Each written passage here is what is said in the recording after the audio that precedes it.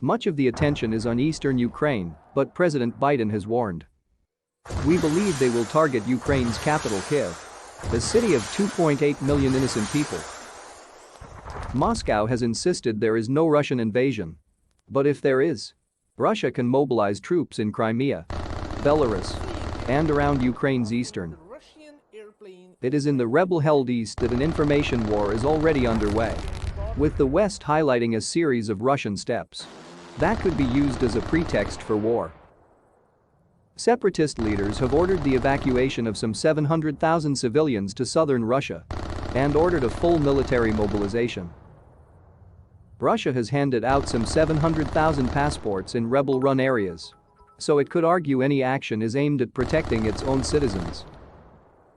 Moscow has made unfounded accusations that Ukraine has committed genocide in the east and is planning an offensive there. There has been a surge in ceasefire violations on both sides. But Ukraine's armed forces chief Valery Zaluzhny says his troops only fire back when civilians' lives are under threat. There are signs of so-called false flag operations, including unsubstantiated claims of planned Ukrainian attacks. Kyiv has also warned that Russian special forces have planted explosives at key targets in separatist areas to destabilize the situation. Russia has other options too, including cyber attacks. 70 Ukrainian government websites went down in January, and then 2 of Ukraine's biggest banks were hit in mid-February. Russia has so far only threatened military technical measures if its demands are not met. What that means is unclear, but it could involve imposing restraints on Ukraine, such as a no-fly zone or a blockade of Ukrainian ports, or moving nuclear weapons to neighboring Belarus. NATO is a defensive alliance with an open-door policy to new members, and its 30 member states are adamant that will not change. Even if Ukraine is looking for a clear timeline to join NATO, there is no prospect of it happening for a long time, as Germany's chancellor has made clear.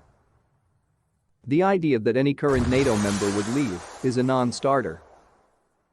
However, in President Putin's eyes, the West promised back in 1990 that NATO would expand not an inch to the east, but did so anyway. That was before the collapse of the Soviet Union. However, so the promise made to then Soviet President Mikhail Gorbachev only referred to East Germany in the context of a reunified Germany. Mr. Gorbachev said later, the topic of NATO expansion was never discussed at the time. The US and other NATO allies have made clear they have no plans to send combat troops to Ukraine itself, but they are instead offering support in the form of advisors, weapons, and field hospitals. The Pentagon has put 8,500 combat-ready troops on alert and is deploying 3,000 extra soldiers to Germany, Romania, and Poland. Other NATO allies have beefed up their support on the alliance's eastern flank. The other tool in the West's armory is sanctions, which the United States, European Union, and United Kingdom have prepared in case of invasion. The detail is not known. One key threat is to prevent the opening of Russia's Nord Stream 2 gas pipeline in Germany. It's complete but not yet approved by Germany's regulator. President Biden has threatened personal sanctions on Vladimir Putin, and the UK has warned that those in and around the Kremlin will have nowhere to hide. The ultimate economic hit would be to disconnect Russia's banking system from the international SWIFT payment system. But that could badly impact the US and European economies.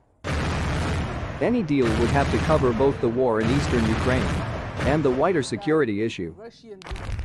Talks on the conflict have been taking place involving Russia, Ukraine, France, and Germany on reviving the Minsk peace agreements of 2014 and 2015, but they have so far failed to find a breakthrough.